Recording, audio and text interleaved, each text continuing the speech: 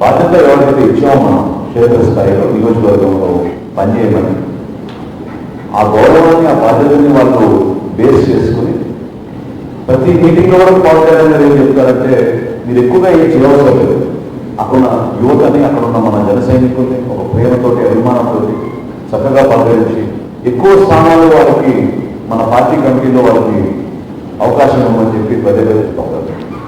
So ఇందులో ఒక పెద్ద తక్కువ అని కాదు, అందరినీ సమానంగా చూసుకోవాల్సిన బాధ్యత మా అందరికైనా ఉంటుంది.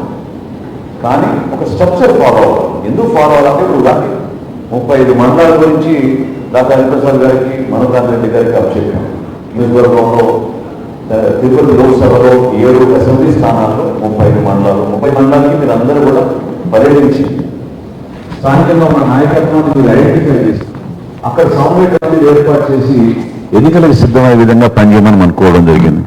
7 నియోజకవర్గాల్లో 3 నియోజకవర్గాలు చిత్తూరులో ఉన్నాయి, 4 నెల్లూరులో ఉన్నాయి. ఆ 4 నియోజకవర్గాలు కూడా లక్కీగా గత నెలలోనే ప్రెసిడెంట్ గారు ఆ ప్రాంతంలో పర్యటించినప్పుడు చాలా అద్భుతంగా అందరూ కూడా కృషి చేశారు. అక్కడ కూడా సడన్ గా ఒక ఇంట్రెస్ట్, మన పార్టీ అంటే ఒక సానుభూతి, లాస్ట్ టైం సపోర్ట్ చేయలేకపోయాం, ఈసారి సపోర్ట్ చేస్తామని ఒక గొంతు చాలా స్పష్టంగా మనకు కనపడుతూనే ఉంది. కొన్ని ప్రాంతాల్లో అధ్యక్షులు వారిని ఆపి మరి బ్యానర్ చూపించి రోడ్డు పరిస్థితి చూడండి, ఎవరు మమ్మల్ని పట్టించుకోవడం లేదు, ఇప్పుడు ఒక్కసారి కూడా ఒక ఎమ్మెల్యే కానీ మినిస్టర్ కానీ రాలేదనే వాదన బాధ అన్ని ప్రాంతాల్లో చెప్పుకుంటూనే వచ్చారు. కాబట్టి ఇది చాలా క్రిటికల్ ఇష్యూ. మనం భారతీయ జనతా పార్టీతో పొత్తులో ఉన్నాం. కార్మిక్గానే కొంతమంది ఆవేశంగా మనమే పోటీ చేయాలని డిమాండ్ చేస్తున్నారు. కానీ ఈ ప్రయాణం అనేది చాలా సుదీర్ఘంగా, ఒక నిలకడగా, సహనంతో భవిష్యత్తులో ఏ విధంగా ఉపయోగపడుతుంది మన పార్టీకి, మన యువతకి అని పదే పదే ఆలోచించి పవన్ కళ్యాణ్ గారు కొన్ని నిర్ణయాలు తీసుకుంటారు. తొందరపడి ఆవేశంగా మనం ఏదో మన అభిప్రాయం అని చెప్దాం, మా వ్యక్తిగత అభిప్రాయాన్ని కొంతమంది మాట్లాడారు ఇంతకుముందు. దయచేసి అటువంటి తగ్గించుకోండి. వ్యక్తిగత అభిప్రాయం మనకి పార్టీలో ఉన్నప్పుడు ఉండదు. మనందరం కూడా మన అధ్యక్షుల వారు ఏ విధంగా మనకి ఇన్స్ట్రక్షన్స్ ఇస్తారో, ఏ విధంగా ఇటువంటి ప్రయాణం మీరు చేయాలి, దీనికి సిద్ధం అని ఆదేశాలు ఇస్తారో దానికి కట్టుబడి మన క్షేత్రస్థాయిలో అదే భాషని, అదే వాదాన్ని మనకి తీసుకెళ్ళాలి. అది అలవాటు చేసుకోవాలి. మనం సోషల్ మీడియాలో ప్రత్యేకంగా రకరకాలుగా మాట్లాడుతూ ఉంటారు మన వాళ్ళు. ప్రస్తుతం ఉన్న మాధ్యమం అదే కాబట్టి ఎక్కువగా తొందరగా 10 మంది చేరాలనే ఉద్దేశంతో ఒక తపనతోటి తొందరపడి కొన్ని సందర్భాల్లో మాట్లాడతారు. కానీ దయచేసి ఒక పార్టీ ప్రతినిధిగా మీ పైన కొన్ని బాధ్యతలు పెట్టినప్పుడు మన ప్రజలు మీకు బాధ్యత ఇచ్చారు ఇన్ఛార్జీలుగా, చాలా జాగ్రత్తగా వ్యవహరించండి. ఎక్కడ ఏ మాట కూడా అది మన పార్టీ మీద పడుతుంది, మన ప్రెసిడెంట్ గారి మీద పడుతుంది. కాబట్టి ఆ భారం ఆయన ప్రతిరోజు మోస్తూనే ఉన్నారు. ఎక్కడ ఒక చిన్న అంశమైనా కూడా మీరు చక్కగా స్పందిస్తారు. పార్టీ కార్యక్రమాలను కూడా ఆ విధంగా మీ కింద తీసుకెళ్తూ ఉంటారు. ఎందుకంటే ఏ రాజకీయ పార్టీ కూడా చేయని కార్యక్రమాలు మీరందరూ కూడా కరోనా సందర్భంలో చాలా అద్భుతంగా క్షేత్రస్థాయిలో చేశారు. ఎంతో గర్వపడి మేము ప్రతి సందర్భంలో అదే మెచ్చుకుంటూ ఉంటాం. అటువంటి కార్యక్రమాలు ఏ రాజకీయ పార్టీ చేయలేదు. నిస్సందేహంగా చెప్పగలుగుతున్నాను నేను, మనస్ఫూర్తిగా చేశారు. చిన్న చిన్న కుటుంబాల నుంచి వచ్చిన మన జన సైనికులు కూడా పాపం 1000 రూపాయలు, 2 రూపాయలు, 2000 రూపాయలు ఇవటి పోగు చేసి అక్కడ 10 మందికి భోజనాలు పెట్టి 10 మందిని ఆదుకునే విధంగా ప్రెసిడెంట్ గారికి మీరు చేశారు. కాబట్టి చాలా గర్వపడే విధంగా మనం పనిచేసుకుంటున్నాం, నిర్మాణం అదే విధంగా చేసుకుంటున్నాం. కొన్ని అపోహలు రావచ్చు, కానీ ఒక నియోజకవర్గం ఎంపిక చేసినప్పుడు ఈ క్రియాశీలక సభ్యత్వం దానికి కారణాలు ఉంటాయి. ఈ విడతలో మొదటి విడతలో మనం 5 తీసుకున్నాం, 5 నుంచి 30కి వచ్చాం, 30 నుంచి ఇప్పుడు 64 నియోజకవర్గాలకు దాన్ని పెంచాం అనమాట. 64 నియోజకవర్గాల్లో కూడా క్రియాశీలక సభ్యత్వం, అక్కడ కూడా ఇన్ఛార్జిగా ఉంటే ఇన్ఛార్జిగా చెప్తున్నాం బాధ్యత, ఇన్ఛార్జ్ లేకపోతే అక్కడ 5గురినో 6గురినో 10 మందినో ఒక టీంగా వేసి మీరు అందరూ సమిష్టిగా నాయకత్వం తీసుకుని సక్సెస్ చేయండి ఈ ప్రోగ్రాం కోరుతున్నాం. అదేవిధంగా ఇన్ఛార్జీలు కూడా నేను కోరేది ఏంటంటే, ఇది మన తమ అనే విషయం కాదు కదా, ఇది నియోజకవర్గం సంబంధించిన కార్యక్రమం కాదు, ఇది రాష్ట్ర స్థాయిలో జనసేన పార్టీ చేపడుతున్న కార్యక్రమం. మీరు ఒకరిని సభ్యత్వం నమోదు కార్యక్రమాల్లో మీరు ఒకరిని ఆపితే రేపటి రోజు డైరెక్ట్గా ప్రెసిడెంట్ గారిని కలిసి ప్రెసిడెంట్ గారి ద్వారా కూడా సభ్యత్వం తీసుకుంటారు వాళ్ళు. ఆ పొరపాట్లు చేయబాకండి. ఇక్కడ గ్రూప్ విభేదాలు, మనం కొంతమంది పెంచుతాం, కొంతమంది పెంచకూడదు, ఎక్కువ మందికి మన అవకాశం ఇవ్వకూడదనే భావన మీరు దయచేసి కలగనివ్వబాకండి. అందరికీ అవకాశం ఇవ్వండి. అందరికీ వాళ్ళు వాళ్ళ ద్వారా ఎక్కువ మంది సభ్యులు మన పార్టీలో చేరేటట్టు తప్పకుండా మనం వాళ్ళకి అవకాశం ఇచ్చే బాధ్యత మనందరిపైన ఉంటుంది. కాబట్టి ఎన్నికలు రాబోతున్నాయి. మరి లోక్సభ ఎన్నికలు రాకముందే మీకు పంచాయతీ ఎలక్షన్స్ వచ్చేసినాయి. ఆల్రెడీ కోర్టు ద్వారా ఈరోజు మరి తీర్పు వచ్చింది. దానికి కూడా మీరు సిద్ధం అవ్వాలి. గతంలో ఇందాక డాక్టర్ గారు చెప్పారు ఎంత ఇబ్బందులు పెట్టారో, మిమ్మల్ని కూడా చాలా ఇబ్బంది పెట్టారు. అన్ని ప్రాంతాల్లో ఒక నియోజకవర్గాన్ని కాదు, చిత్తూరు జిల్లాలో చాలా అరాచకంగా నామినేషన్లు వేయనీయకుండా వన్ సైడెడ్గా మరి ఆ మంత్రి కానీ వాళ్ళ అనుచరులు కానీ చేసిన ప్రయత్నం మీ అందరికీ తెలుసు. అయినా కానీ ధైర్యంగా నిలబడరు.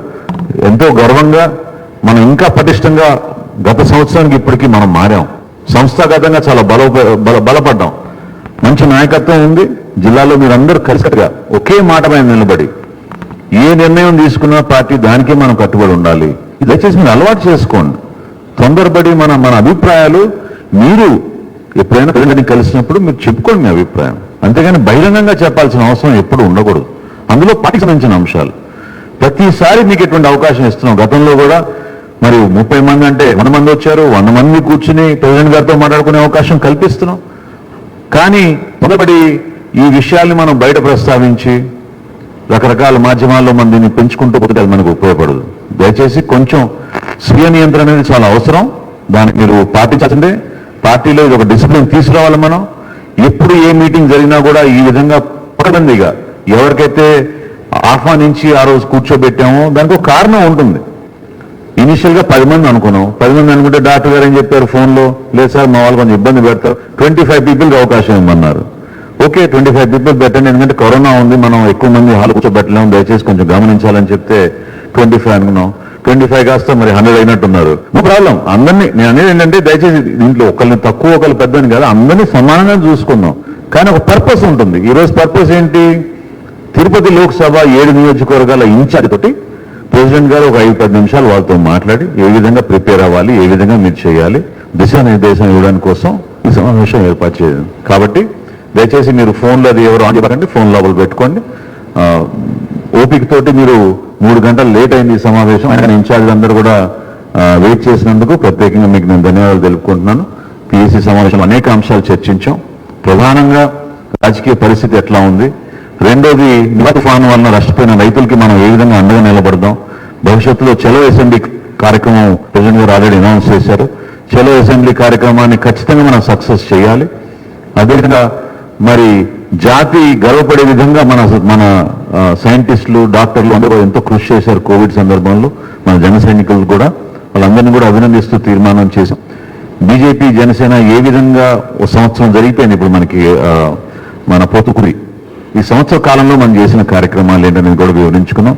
ఇంకొక విషయం మీతో నేను గర్వంగా షేర్ చేసుకుంటున్నాను. చాలా మందికి తెలియకపోవచ్చు, కార్యక్రమాలు జరగడం లేదు, పర్యటనలు రావడం లేదు, ప్రోగ్రాంలు చేయడం లేదు అని అనుకుంటూ ఉంటారు. కానీ 2020 సంవత్సరంలో మార్చి 14వ తారీఖు తర్వాత కూడా అనేక కార్యక్రమాలు చేశాం. లిస్టు తీస్తే మేమే ఆశ్చర్యపోయాం. 84 ప్రోగ్రాంలు చేశాం మనం గత సంవత్సరం జనసేన పార్టీ తరఫున రాష్ట్ర వ్యాప్తంగా. ఎంతో ఓపికగా ఇబ్బందిగా ఉన్నా సరే, రాష్ట్ర వ్యాప్తంగా ఈ కరోనా ఉన్నా సరే ఆదుకోవాల్సిన సందర్భంలో మన నాయకుడు ఎప్పుడు వెనకాడలేదు. అది మీరు గుర్తుపెట్టుకోండి. అది గర్వంగా మీరు ముందుకు తీసుకెళ్ళాలి. ఒక బాధ్యతతోటి మనం కూడా వ్యవహరించాలి. దాన్ని మీరు గమనించి పార్టీ కోసం దయచేసి మీరు కేటాయించగలిగే టైం మీరు కేటాయించండి. ఒక చిత్తశుద్ధితోటి, ఒక దృఢ సంకల్పంతో పార్టీ ఇచ్చిన కార్యక్రమాన్ని విజయవంతం చేసే విధంగా మీరు పనిచేయండి. దానికి మీరందరూ కూడా రాబోయే రోజుల్లో ఒక మంచి కుటుంబంలో సభ్యులుగా ఒక టీమ్ స్పిరిట్ తోటి తీసుకెళ్తారని భావిస్తూ ఒకసారి ఇంత లేట్ అయినా కూడా ఓపికగా ఉన్నందుకు ప్రత్యేకంగా ప్రతి ఒక్కరికి నేను అధ్యక్షుల వారి తరఫున పార్టీ తరఫున మిమ్మల్ని అభినందిస్తూ ఆహ్వానిస్తూ మన అధ్యక్షుల వారిని మాట్లాడమని కోరుతున్నాను.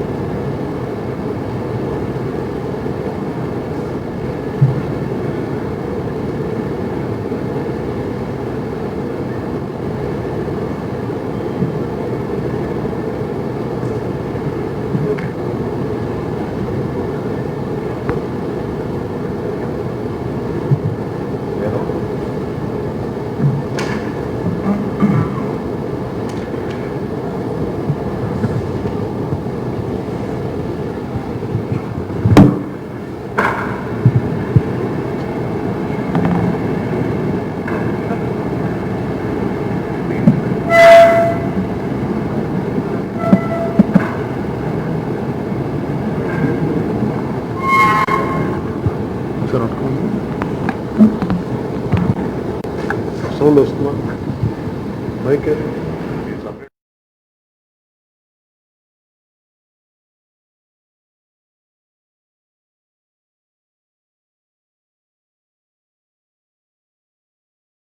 ఒకసారి సమావేశం ప్రారంభించబోయే ముందు మొన్న ప్రకాశం జిల్లాలో గిద్దలూరు నియోజకవర్గంలో బండ్ల వెంకటరెడ్డి మన జన సైనికుడిని మన కార్యకర్తని ఇన్ఫ్రాస్ట్రక్చర్ బాగాలేదు, సమస్యలు చూడండి అని చెప్పి వైసీపీ ఎమ్మెల్యే అడిగినందుకు నానా విధంగా మనం ఉన్న సమాజాలు రికార్డ్ చేస్తున్నాయి, కానీ ఏమాత్రం సంకోచం లేకుండా తిట్టిన తిట్లు,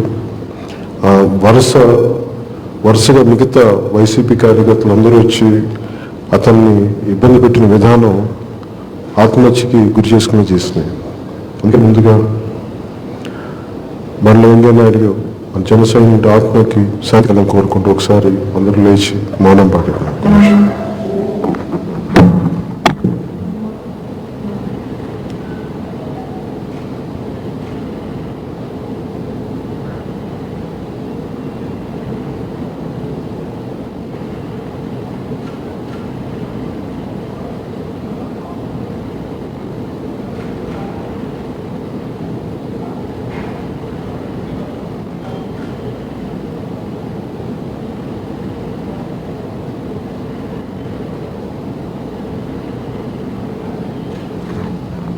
థ్యాంక్ యూ.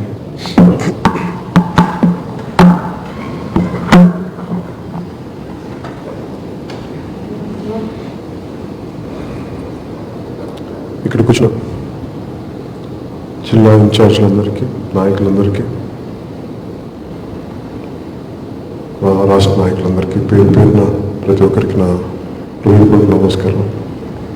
మనస్ఫూర్తిగా మీకు ఈ సమావేశానికి మీకు ఆహ్వానం పలుకుతూ ఉన్నాం. పిఎస్సి సమావేశం ప్రత్యేకించి ఇక్కడ ఏర్పాటు చేయడం జరిగింది. మేము ఇది సడన్గా ఒక ఎలక్షన్ అనుకోవడం కోసం కాదు, చాలా రోజుల నుంచి ఒక మదనం ఏం జరుగుతూ ఉందంటే, ఈ పిఎస్సి సమావేశం కేవలం రాజధాని ప్రాంతంలోనే కాకుండా విజయవాడలో ఇలాంటి మంగళగిరి కాకుండా ప్రతి పార్లమెంట్ నియోజకవర్గంలో ప్రతి జిల్లాలో కూడా నిర్వహించాలనేది చాలా దాదాపు ఒక సంవత్సరం క్రితం మనోహర్ గారు మేము అనుకోవడం జరిగింది.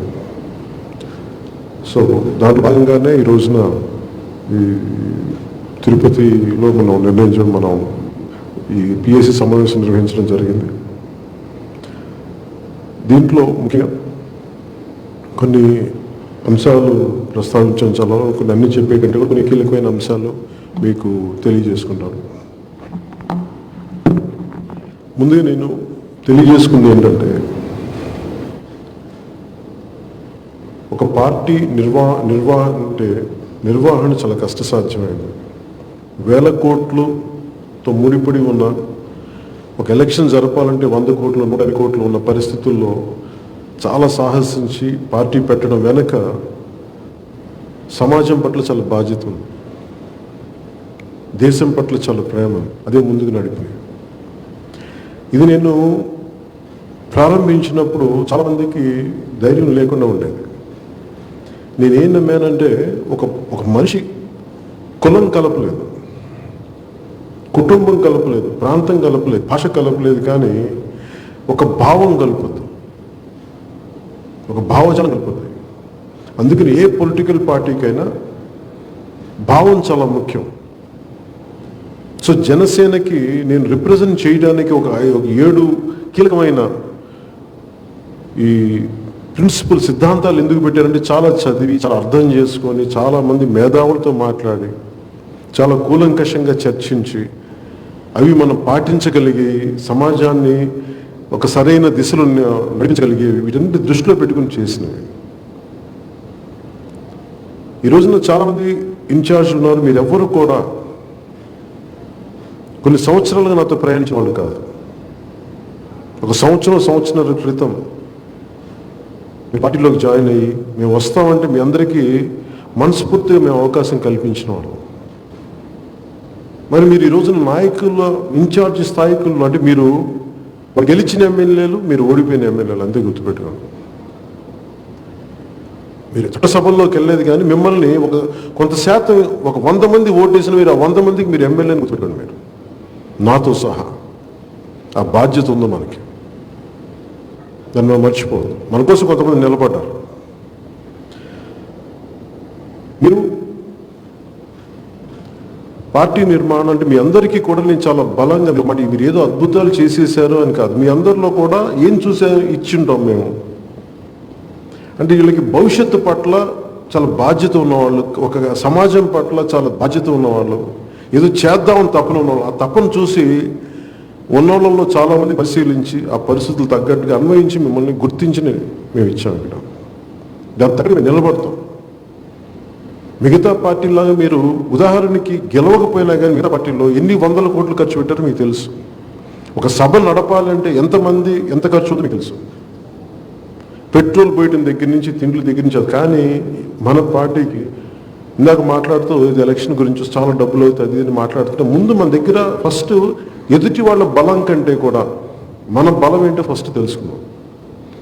ఒకటి మన పార్టీకి ఉంది, చాలా బలమైన సైద్ధాంతిక బలం ఉంది.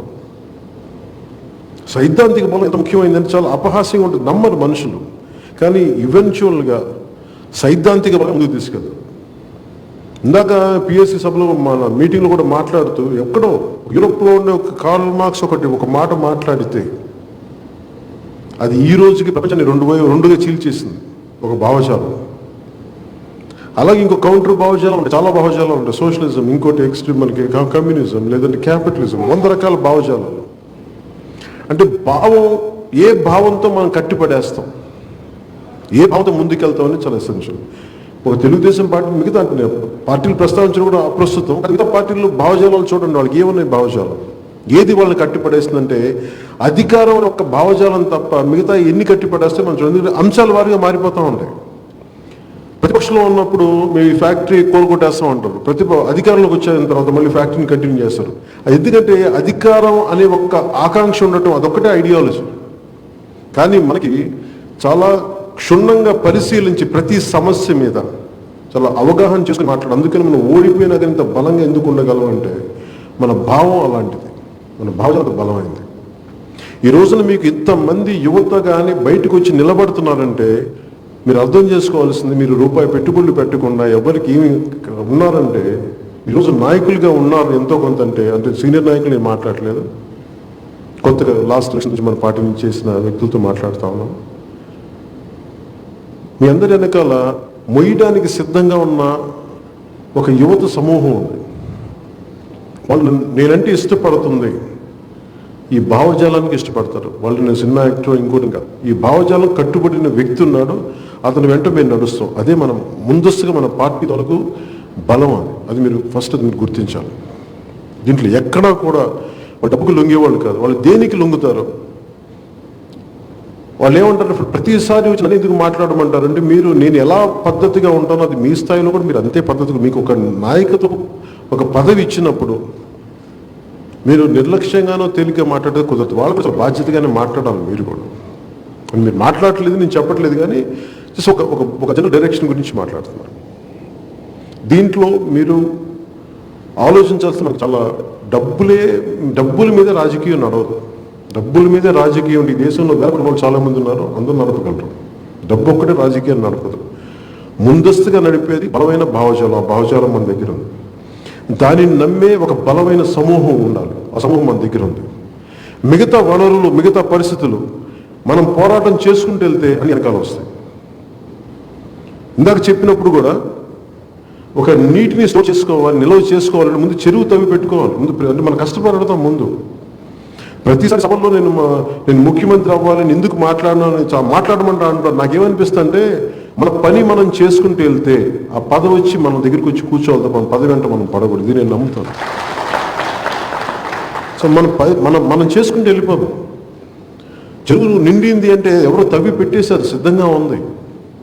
ఆ చెరువు తవ్వకపోతే కెపాసిటీ, దానికి ఆ నీరు నిల్వ చేసుకునే స్తోమత ఉండదు, దానికి స్థాయి ఉండదు. దానికి అలాగే మనం కూడా ఒక బలంగా అవసరాలకు ప్రజలు సమస్యలు ఏమన్నా అవన్నీ చేసుకుంటే ప్రిపరేషన్ చేసుకుంటూ వెళ్దాం. నిజంగా నీళ్ళు వచ్చినప్పుడు, వర్షం వచ్చినప్పుడు, వర్షాలు వచ్చినప్పుడు ఆటోమేటిక్గా నిండుతుంది. అలాగే మన సమయం వచ్చినప్పుడు మనకి అధికారం మనం చేజిక్కించుకుంటాం. ప్రజలకు కావాల్సిన బలంగా నిలబడతాం. ఒకసారి అధికారం ఉన్నప్పుడు ఒక మాట, ప్రతిపక్షం ఉన్నప్పుడు మాట కాకుండా స్థిరంగా ఒకటే మాట మాట్లాడేంత బలమైన భావజాలను కట్టుకునే వాళ్ళు.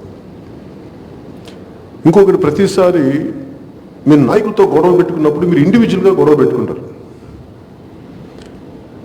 పొలిటికల్ పార్టీ అంటే ఏక వ్యక్తి వ్యవస్థ కాదు, ఇది చాలా సమిష్టి, చాలా మందితో కూడిన వ్యవస్థ. అందరూ ఒక భావజాలంతో ఉన్నాం. ఈ ఆలోచన విధానం మీరు అందరూ కలుపుకెళ్ళి మీ ఇద్దరు వెళ్ళి గొడవలు పెట్టుకుని, ఒక నలుగురు వెళ్ళి గొడవ పెట్టుకుంటే కూడా ఒక 400 మంది వెళ్ళి ఒక బలంగా నిలబడితే వచ్చే బలం ఎక్కువ. మొన్న వెంకయ్యనాయుడు గారి పాప చనిపోయినప్పుడు తను ఒకళ్ళు ఇద్దరు ఉన్నారు, తన పక్కన ఇంకెవరు లేరు. అక్కడ ఒక 40 మంది ఉంటే అసలు సాహసం చేసేవాళ్ళ. ఎంతసేపు సోషల్ మీడియాలో మేమున్నాం చెప్పేవాళ్ళు, కానీ అంటే అందరూ దూకమని చెప్పేవాళ్ళు కానీ దూకేవాడు ఒకళ్ళు లేడు అన్నట్టుగా మేమున్నాం. ఎవరు రారు. ఈరోజు నేను ఎందుకు వెళ్తున్నాను ప్రకాశం జిల్లా కంటే, నా కోసం ప్రాణం వదిలేసిన జనసేన పార్టీ కోసం వదిలేసిన జన సైనికుడి కోసం మేము ఉన్నాం. మేము అండగా నిలబడతాం, బలంగా నిలబడతాం. ఆ రోజు రైతుకోటకు వచ్చాం, బెదిరిస్తున్నారంటే మేము అండగా నిలబడతాం. నాకు ఆ భయాలు లేవు. నాకు వాళ్ళు ఫ్యాక్షనిస్టులు కానివ్వండి, రౌడీలు కానివ్వండి, దుర్మార్గులు కానివ్వండి, దోపిడీదారులు కానీ, జనసేన భయపడు. జనసేన నాయకత్వం చాలా బలమైంది. మీరు అలాగే మీరు గొడవ పెట్టుకునేటప్పుడు కూడా మీ స్థాయి, అంటే మీరు ఎంత పోరాటం చేయగలరు, మీరు ఎంత నిలబడగలరు, దాన్ని దృష్టిలో పెట్టుకుని మాట్లాడండి. ప్రతిసారి నేను రావడం కుదరదు. అంటే మీరు చాలా సంయమనంతోనే గొడవ పెట్టుకోవాలి. చాలా లెక్కలు, గీతల మధ్యలో గొడవ పెట్టుకోవాలి. చాలా సైద్ధాంతిక బలంతోనే గొడవ పెట్టుకోవాలి. నన్ను రెచ్చగొట్టే మాటలు 100 మందితో వాటికి మీరు పడద్దు. మీరు ఎందుకంటే గొడవ పెట్టుకోవాలంటే మీ అందరికంటే కూడా చాలా బలంగా గొడవ పెట్టుకోగలను. నేను వెనకాడను, నేను తల ఎగిరిపోవాలి. 10 సార్లు చెప్తా ఉంటాను, తల ఎగిరిపోవాలి, కానీ నేను మటుకు వెనకడిగి అంత బలంగా గొడవ పెట్టుకోవాలి. అందువల్ల మీరు అకారణంగా ఎవరితో గొడవ ఇరిటేట్ చేస్తారు, మిమ్మల్ని క్రమం తప్పించాలని ఇరిటేట్ చేస్తారు. మీరు వాటికి పడకూడదు. మీకు అంత మాత్రం కామన్ సెన్స్ లేకపోతే ఎట్లాగా? అన్ని విషయాల్లో నేను చూస్తూ ఉంటాను. ఆ పరిణితి లేకపోతే, కామన్ సెన్స్ అనే పదం పరిణితి లేకపోతే ఎట్లాగా? మనకి ఎవరిని ఎంత ఏ మాట అనాలి, ఒకసారి రెచ్చగొడతారు. వాళ్ళ ట్రాప్లో మీరు పడకండి. మనం విధి విధానాలు చాలా పద్ధతిగా ఉండాలి, పద్ధతిగా మాట్లాడాలి. నిజంగా అవసరమైంది ఆ రోజున మన రైతుల గురించి నివర్ తుఫాను గురించి మాట్లాడలేదు. ఈరోజు చలో అసెంబ్లీ గురించి మాట్లాడాం. బలంగా ముందుకు తీసుకెళ్తాం. గొడవ పెట్టుకోవాల్సింది చాలా నిర్దిష్టంగా గొడవ పెట్టుకుందాం. అంతేగాని కూర్చోబెట్టి చిల్లరగా మనం కూర్చోబెట్టి వీధి గొడవలో చేసుకోదు. వి రన్నింగ్ ఏ పొలిటికల్ పార్టీ. దాన్ని చాలా బాధ్యతగా నిర్వహిద్దాం మనస్ఫూర్తిగా తెలియజేసుకుని. ఇంకొకటి, తిరుపతి 2 అంశాలు, ముఖ్యమైన అంశాలు. ఒకటి తిరుపతి ఎన్నికలకు సంబంధించి, ఒకటి భారతీయ జనతా పార్టీ తప్పుతూ, 2 మతం, ఆ సెక్యులరిజం అనే ఒక బ్రాడ్ కాన్సెప్ట్. ముందుగా జనసేన సిద్ధాంతాలు మీరు చూస్తే, మత ప్రస్తావన లేని రాజకీయాలు ఉండాలని కోరుకుంటాం. అది మన ఆశయం. అమెరికన్ కాన్స్టిట్యూషన్ అసలు ఈ బానిసతనం ఉండకూడదు అని రాసుకుంటే దాన్ని సాధ్యపడింది కొన్ని వందలు, ఒక 150 ఏళ్ల తర్వాత కొంత ముందుకెళ్ళింది. ఇంకా ఈ రోజుకి ఇంకా సంపూర్ణంగా రాలేదు. అంటే ఒక ఆశయం సాధించలేనప్పటికీ అది మా సిద్ధాంతం. దాని మీద నడుచుకుంటూ వెళ్తాం. సో మీరు నన్ను అడిగితే మతాన్ని మనం ఎలా చూస్తాం అంటే, మతం అంటే ఒకరి అభిమతం, ఒకరి అభిప్రాయం. మన ఆరాధన, దైవ ఆరాధన అనేది మన హిందూ ధర్మం, హిందూ మతం, ఇది అన్ని మతాలకి స్థానం ఇచ్చే నేల. ఇది అంత గొప్ప నేల. అందుకే ఇది భారతదేశం. నేను గోరక్షణ గురించి మాట్లాడాలి అంటే ఫస్ట్ నేను పార్టీని చూపిస్తాను. నా దగ్గర ఒక గోశాల ఉంటుంది, 30 ఆవులు ఉంటుంది నా దగ్గర. అంతేగాని కూర్చోబెట్టి దాని మీద నేను గొడవలు పెట్టుకోవడం అన్నీ చేయకూడదు. ముందు చాలా పెద్దలు, చాలామంది ఈ హైందవ ధర్మాన్ని చాలా మాట్లాడే పెద్దలు ఒక వాక్యాలు చూస్తూ ఉంటే నాకు అనిపించింది, ఆయన మాట్లాడింది, రోడ్ల మీద ఇన్ని ఆవులు తిరుగుతూ ఉన్నాయి, వీటిని గాలికి వదిలేసి వాళ్ళు చంపుతున్నారు వీళ్ళు చంపుతున్నారు అని చెప్పేసి ఇలా వాళ్ళ మీద దాడి చేస్తే ప్రయోజనం ఏంటి? ముందు ప్రతి ఒక్కరు ప్రేమ ఉన్న ప్రతి ఒక్కరు ముందు ఆ గోవులు రక్షించండి, ఇంట్లో మన వాడిని జాగ్రత్తగా చూసుకోండి. ముందు ఆ బాధ్యత నిజంగా గోరక్షకుడు అంటే ఎవరంటే రోడ్ల మీద అన్యాయంగా అయిపోతున్న ఆవుల్ని దగ్గర తీసుకుని చేయాల్సిన అవసరం వాళ్ళు నిజమైన గోరక్షకుడు. ఇది నా మాటలు కాదు, ఈ దేశపు చాలా సనాతన సాంప్రదాయాన్ని చాలా బలంగా నమ్మి ముందుకు తీసుకెళ్లే ఒక పెద్ద స్థాయి వ్యక్తి మాటలు, ఇంకా అలాంటి స్థాయి వ్యక్తులు అన్న మాటలు. అలాగే మతం గురించి చెప్పాలంటే మతం చాలా కీలకమైనది. ఇది సెక్యులరిజం అనే పదం ఎందుకు మాట్లాడుతున్నానంటే, సెక్యులరిజం చాలా కన్వీనియంట్గా వాడేశారు కొన్ని దశాబ్దాలుగా ఈ దేశంలో.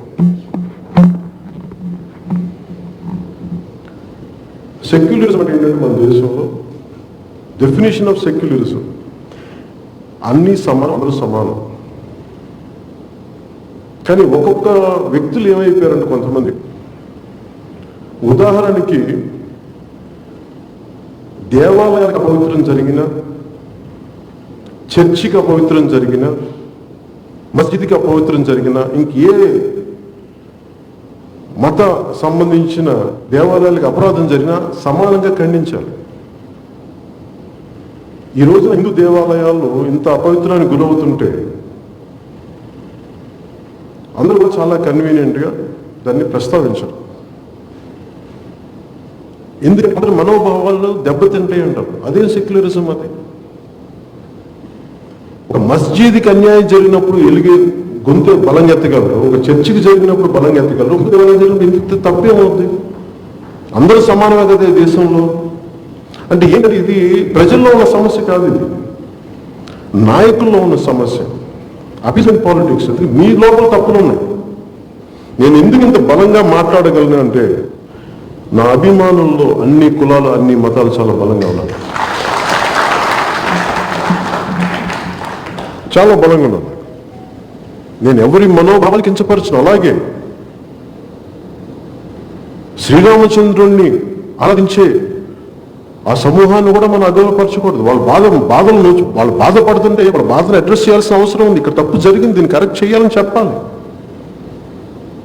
ఉదాహరణకి ఇన్ని దేవాలయాలు అపవిత్రానికి గురవుతుంటే దీనిని ఎక్కువగా వెటకారం చేసింది ఎవరు? జగన్ రెడ్డి గారు కూడా కాదు. హిందూ మతాన్ని పాటించే వైసీపీలోని కొంతమంది నాయకులు ఆంజనేయం అడిగాడా గుడి కట్టించమని, ఇలా ఎవరన్నా మాట్లాడతారా? అవి వేరే మతస్థులు ఎవరు మాట్లాడలేదు, ముస్లింలు మాట్లాడలేదు, క్రిస్టియన్స్ మాట్లాడలేదు. ఆ మాట్లాడిందంతా వైసీపీలోని కొంతమంది హిందూ నాయకులు. అందరూ కూడా నేను చెప్పట్లేదు, కొంతమంది హిందూ నాయకులు మాట్లాడారు. వాళ్ళు గుళ్ళకి వెళ్తారు, కానీ వాళ్ళు మాట్లాడింది వాళ్ళ వల్ల వచ్చే డ్యామేజ్ ఇదంతా. అందుకు మనం ఏ మతానికైనా, మీరు ముస్లింల దగ్గరికి వెళ్ళండి, క్రిస్టియన్ పాటించే భారతీయుల దగ్గరికి వెళ్ళండి, ముస్లిం పాటించే భారతీయుల దగ్గర ఎవరు వెళ్ళినా మీరు చాలా బలంగా చెప్పండి, మేము అన్ని మతాలని సమానంగా గౌరవిస్తాం. ఎవరి దైవాన్ని వారు ఆరాధించుకోండి, మిగతా దైవాలని గౌరవించండి. ఇది జనసేన ఆలోచన విధానం. అలాగని అప్పీజ్మెంట్ కోసం ఇప్పుడు నేను హిందూ దేవాలయ పరిరక్షణ గురించి మాట్లాడితే మన ఓట్లు పోతే ఆ భయం మీరు పెట్టుకోకండి. ఎందుకంటే సత్యం చాలా గొప్పది. ఈ దేశంలో సత్యమే గెలుస్తుంది. ఈ దేశంలో రాముల వారి విగ్రహం మెడ ఇరక్కొట్టేస్తే అది తప్పని చెప్పడంలో మనకి ఓట్లకి తేడా రావు. తప్పది. నిజమైన క్రిస్టియన్, నిజమైన ముస్లిం ఎవరిని అడిగితే అందరూ ఖండిస్తారు, ముక్త కంఠంతో ఖండిస్తారు. ఎందుకంటే దీనికి ఉదాహరణ కూడా మనకు అంతర్వేది రథాన్ని కాలిస్తే, నేను ఒక పిలుపునిస్తే చాలా మంది మనమంటే వ్యక్తిగతంగా పార్టీ అంటే ఇష్టం ఉన్న ముస్లిం మతాన్ని పాటించే వారు కానీ, క్రిస్టియన్ మతాన్ని పాటించే వారు కానీ, అలాగే వ్యక్తిగతంగా మన పార్టీకి సంబంధం లేని వ్యక్తులు కూడా అది మనస్ఫూర్తిగా చేసి వాళ్ళ దీపాలు క్యాండిల్స్ వెలిగించిన పరిస్థితులు ఉన్నాయి. అవి మీరు కావాలంటే ఒకసారి వాళ్ళ ఫొటోస్ మీరు చూడొచ్చు. అంటే నేను అనేది ఏంటంటే, ఒక సత్యాన్ని మీరు నమ్మి చెప్తే ఇంకొక మతాన్ని కించపరచడం కాదు. హిందూ మతానికి, హిందూ దేవాలయాలకు అగౌరవం జరిగిందంటే క్రిస్టియన్ మతాన్ని అగౌరవపరచడం కాదు, లేదంటే ఇస్లాంని అగౌరవపరచడం కాదు, హిందూ మతానికే అగౌరవం జరిగిందని అర్థం. ఈ రోజున దేవాలయాల గురించి వైసీపీ ఎన్ని మాట నాకు ఇబ్బంది ఎక్కడుందంటే, తప్పులు జరిగినాయి, వీటి మీద ఖచ్చితంగా దోషులను శిక్షిస్తాం అనే మాట బదులు ఎవరో తాగుబోతులు చేశారు, జంతువులు కొట్టిని, నిధులు తవ్వి వాళ్ళు కొట్టారు, ఇవన్నీ సరైన సంకేతాలు పంపించు. కొంచెం బాధ్యతగా ఏ స్థాయిలో ఉన్న వ్యక్తులైనా సరే చాలా 140కి పైగా ఇన్సిడెంట్ జరిగినాయి. 40కి మంది వీళ్ళు చేశారు వాళ్ళు చేశారు అది మీరు నిర్ధారించడం, మీ అభియోగాలు అది మీ దగ్గర పోలీసు యంత్రాంగం ఉంది, ఎవరు చేస్తుంటే ఎవరి శిక్షలు వాళ్ళకి పడాలి. ఇలాంటి ఇబ్బందులు ముందు భవిష్యత్తులో జరగకూడదు, దానికి ఖచ్చితంగా ఉండాలి. మరి మిగతా ఇన్సిడెంట్స్ గురించి ఏంటి వీళ్ళు మాట్లాడలేదు. సో దీనికి జనసేన ముఖ్యంగా మతం అనేది చాలా బలమైంది, చాలా సున్నితమైంది. జనసేన ఎప్పుడు కూడా ఉద్వేగపూరిత రాజకీయాలు చేయదు. చలో అసెంబ్లీ చెప్పి మనం రైతులకి అండగా పిలుపునిచ్చినంతగా రామతీర్థానికి వెళ్ళి కూడా గొడవ చేయగలం. రాముల వారికి అపవిత్రం జరిగిందని చెప్పి గొడవ చేయగలం, గొడవ చేయలేని కానీ అది మన ఆలోచన విధానం కాదు. ఎందుకంటే ఈ సమాజం చాలా సున్నితమైంది. ఇది కొన్ని వేల సంవత్సరాలుగా చాలా విఘ్నతతోటి విపరీతమైన జ్ఞానంతో ఈ నేల ఎంతమంది వచ్చినా ఇముడ్చుకుంది, కానీ ఏ మతం వచ్చినా ఇముడ్చుకుంది, కానీ ఈ దేశం ఏ మతాన్ని చీపమ్మని చెప్పలేదు. అంత గొప్ప నేల ఇది. ఆ నేలకి గౌరవం ఇవ్వడానికి రామతీర్థంలో గొడవ జరిగినా కానీ ఎవరు చేసినప్పటికీ మనకి అప్రస్తుతం. దాన్ని మనం రాజకీయంగా ఇప్పుడు వాడందాం. తప్పు జరిగింది, అది దోషులు ఎవరో పట్టుకోవాలి, ఖండించాలి, శిక్ష పడాలి, ఇది కోరుకుంటాం మనం. ఇప్పుడు దివీస్కి వెళ్ళినంత బలంగా నేను రామతీర్థానికి వెళ్ళటానికి అందరూ వెళ్ళటం వేరు, నేను వెళ్తే దాంట్లో వచ్చే ఉద్వేగ పరిస్థితులు వేరు. అందుకని నాకు బాధ్యత బాగా తెలిసిన వాడిని.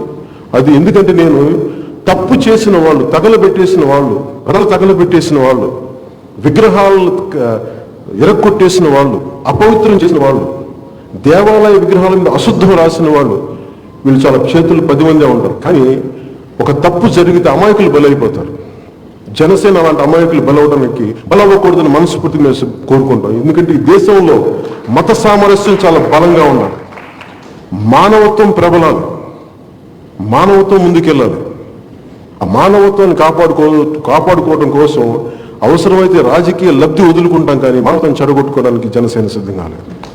ఇది ముఖ్యంగా మతం గురించి మీరు బలంగా మాట్లాడాల్సింది, మీరు చెప్పదలుచుకుంది. అలాగే భారతీయ జనతా పార్టీ తోటి మనకున్న సంబంధం ఇందాక చాలాసార్లు, మొన్న పోయినసారి వచ్చినప్పుడు కూడా, నివర్ తుఫాన్ వచ్చినప్పుడు కూడా అన్న మనం తిరుపతి పార్లమెంట్ మనమే కంటెస్ట్ చేయాలి, ఇది మనకి మీ కుటుంబ పరంగా ఇది మన బలమైన స్థానం, మనమే చేయాలి. ప్రతి చోట దారులు వస్తుంటే కింద దిగుతుంటే కూడా నేను ఆపి మరీ మాట్లాడుతూ ఉన్నారు. అలాగే మన నాయకులు పిఎస్సీలో ఉండే నాయకులు కూడా చెప్తా ఉన్నారు. భారతీయ జనతా పార్టీ అగ్రనాయకత్వానికి ఉన్నంత అవగాహన, వారు చూపించేంత గౌరవం ఇక్కడ మాకు కనిపించట్లేదు అనేది, రాష్ట్ర స్థాయి నాయకత్వంలో కనిపించట్లేదు అనేది చాలా బాగా మన పిఎస్సిలో తెలియజేశారు. ఒక్కోసారి ఒక భావోద్వేగం కావచ్చు, లేదంటే కొంచెం ఉత్సాహం కావచ్చు, ఒక్కోసారి మాట తోచు, కానీ కలిసి ఒక సంయోజ్యతో ముందుకెళ్దాం అనుకున్న చిన్న చిన్న తప్పుల్ని మనం సవరించుకొని ముందుకెళ్ళాలి తప్ప ఆ తప్పులు ఆ ప్రయాణాన్ని ఆపకూడదని మేము మనస్ఫూర్తిగా నమ్ముతాం. అది మీరు కూడా పెద్ద మనసుతో అర్థం చేసుకోండి. మీ మనసుకి నొప్పించే పరిస్థితులు ఏదైనా ఉంటే ఖచ్చితంగా గతంలో జరిగినప్పుడు వారి నాయకత్వానికి మేము స్వయంగా నేనే తెలియజేశాను.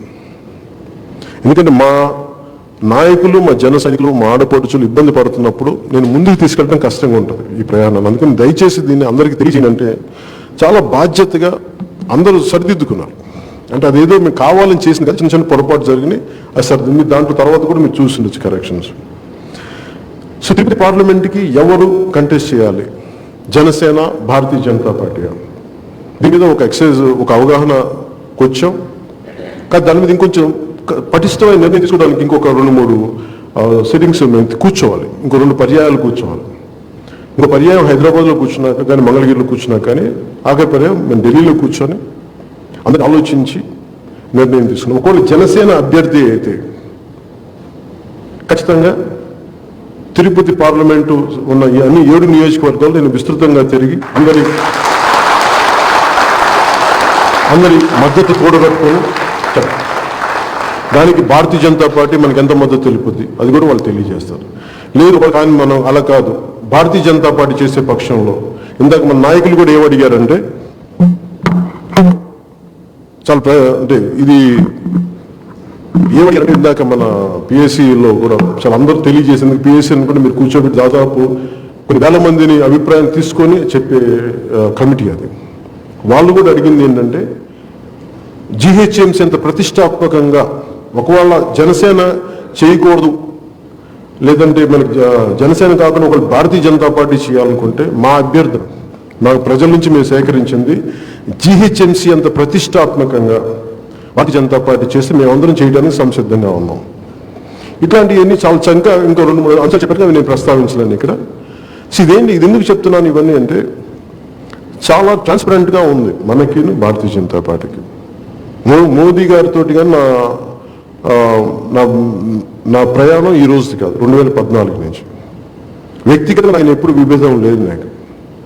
కేవలం కొన్ని రాష్ట్ర సమస్యల గురించి 1-2 సార్లు ప్రస్తావించాను, ఆ పోరాట యాత్రలో ఉన్నది తప్ప వ్యక్తిగత నేనంటే ఇష్టం ఉండి కూడా మన రాష్ట్ర ప్రయోజనాల కోసం ఆ పరిస్థితుల్లో నేను ఆ పర్యటన అంతా జరిగింది. కానీ ఇప్పుడు రాష్ట్ర సుస్థిరత కోసం ఏం చేయాలి ఇవన్నీ అనేది చాలా చాలా బలంగా అందరం కూర్చొని ఎలా చేయాలి, 2 పార్టీలకి బలోపేతం అవ్వాలి, ఒక ఆల్టర్నేట్ ఒక పార్టీ బలంగా ఉండాలి, ఒక అలయన్స్ బలంగా ఉండాలి. అది జనసేన భారతీయ జనతా పార్టీ అందరూ వాళ్ళు నమ్మింది, భారతీయ జనతా పార్టీ అగ్రనాయకత్వం నమ్మింది. సో దాన్ని దృష్టిలో పెట్టుకొని అది ఎవరికి మనం వెళ్తాం అనేది ఒక వారం రోజుల వరకు ఒక 1 వీక్లో మనం తెలియజేస్తాం. దాన్ని బట్టి మనం ముందుకు ఎలా వ్యూహం చేద్దాం, ఈ వ్యూహాలు ఎలా తీసుకెళ్దాం, ఈ ఎలక్షన్స్కి ఎలా ప్రిపేర్ అవుతాం మీకు తెలియజేసుకుంటాం.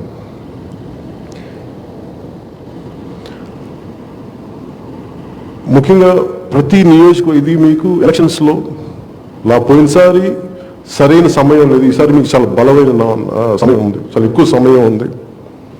మీరందరూ మంచి బలమైన నాయకత్వం ఉంది ఇక్కడ. పోరాటం నాయకత్వం నా ఉద్దేశం పేరున్న వాళ్ళని కాదు, బలంగా నిలబడగలిగేవాడు. ఉదాహరణకి వినోద్ గారి వాళ్ళు వారి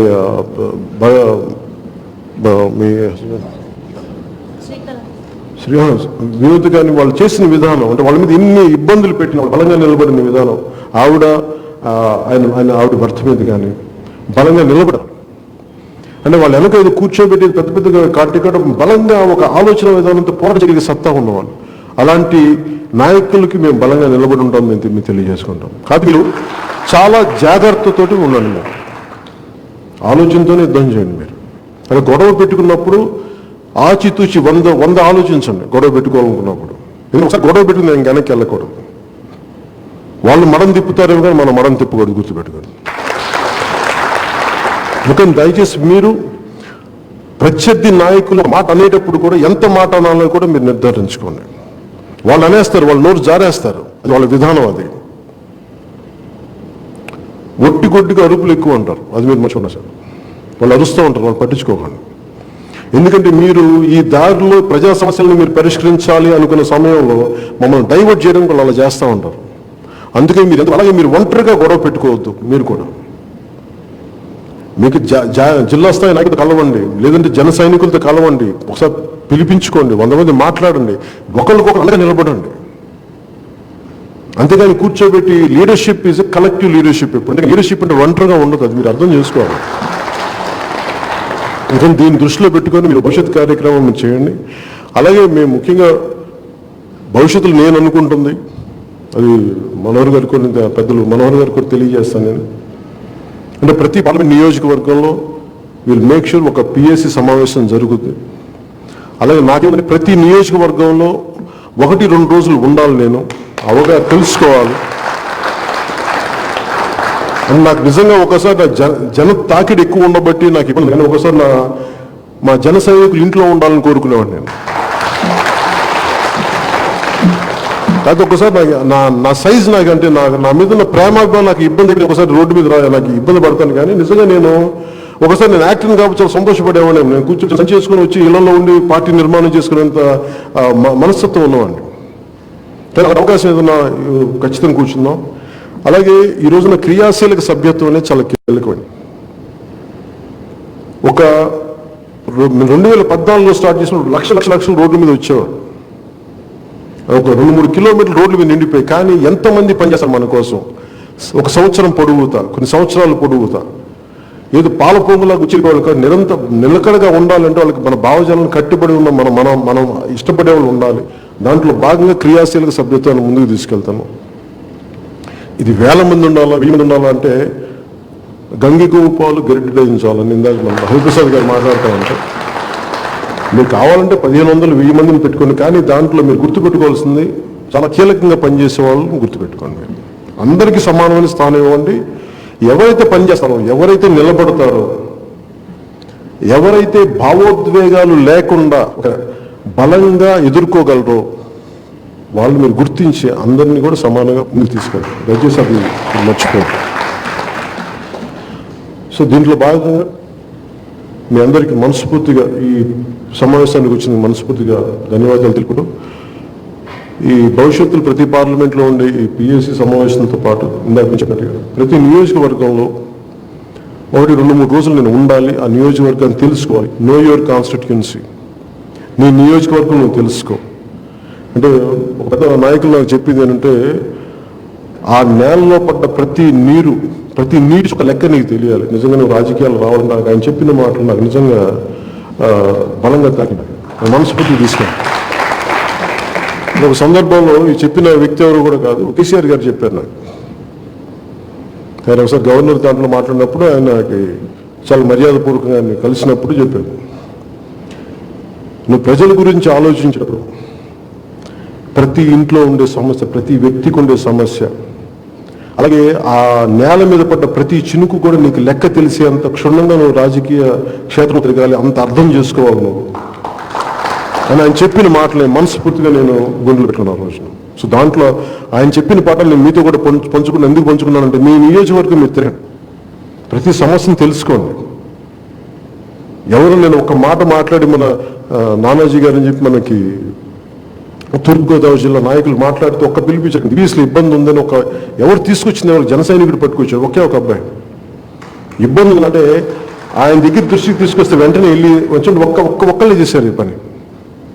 సో మీరు దాన్ని దృష్టిలో పెట్టుకొని మేమందరం అండగా ఉంటాం, మీకు బలంగా ఉంటాం. ప్రతి నియోజకవర్గంలో ఉన్న సమస్యని, మీ నియోజకవర్గాల్లో ఉన్న సమస్యని మీరు తెలుసుకోండి. దాన్ని అక్కడ నీటి సమస్యలు ఏమున్నాయి, ఉపాధి అవకాశాలు ఎలా ఉన్నాయి, పరిశ్రమలు ఎలా ఉన్నాయి, పరిశ్రమలు లేవు, ఉపాధి అవకాశాలు ఎలా ఉన్నాయి, నిరుద్యోగం ఎలా ఉంది, లేదంటే మనకి ఈ వ్యవసాయపు సమస్యలు ఎట్లా ఉన్నాయి, గిట్టుబాటు ధర వస్తుందా లేదా, ఏం చేయాలి భవిష్యత్తులో, జనాభా పెరిగిపోతూ ఉంది, ఉపాధి అవకాశాలు కనుమరుగవుతూ ఉన్నాయి, ఎంతసేపు 5,000 ఇచ్చో 2,000 ఇచ్చో వదిలేయటం కాదు, భవిష్యత్తులో బంగారు భవిష్యత్తు కావాలంటే ఏం చేయాలి, ఇలాంటివన్నీ మీరు ఆ మదనం జరగాలి. ఆ మదనం జరగాలంటే మీ నియోజకవర్గాలు మీరు క్షుణ్ణంగా తెలుసుకోవాలి. ఇది మనం అందరం కలెక్టివ్గా చేస్తేనే పోరాటం తప్ప ఏదో నేను అర్జెంట్గా సీఎం అయిపోయా కాదు. మీరు అందరూ ఇది ఎదగాలి, మన ద్వారా ప్రజలకు న్యాయం జరగాలి. అందుకని దాన్ని దృష్టిలో పెట్టుకొని మీరు ఈ పార్టీ నిర్మాణానికి మీరు అందరూ మనస్ఫూర్తిగా సహకరించవలసింది కోరుకుంటూ, ఎందుకంటే ఇది మన ఒక్కరి కోసం చేసేది, ప్రజలకి బాగుండాలంటే మనం వాళ్ళ కోసం పనిచేయాలి. మనం వచ్చింది కూలి పని చేయడానికి వచ్చాం. మనం ఎత్తి కూర్చోబెట్టి మనం ప్రజల పలకల్లో కూర్చోబెట్టి మనం మొయ్యాలి, అది మర్చిపోకూడదు. అది నాయకత్వం. దృష్టిలో పెట్టుకుని మీరు అందరూ మనస్ఫూర్తిగా అండగా నిలబడుతున్న మనస్ఫూర్తిగా తెలియజేసుకుంటూ వచ్చినందుకు ప్రతి ఒక్కరికి పేరుకి ధన్యవాదాలు తెలుపుతూ సెలవు తీసుకున్నాం.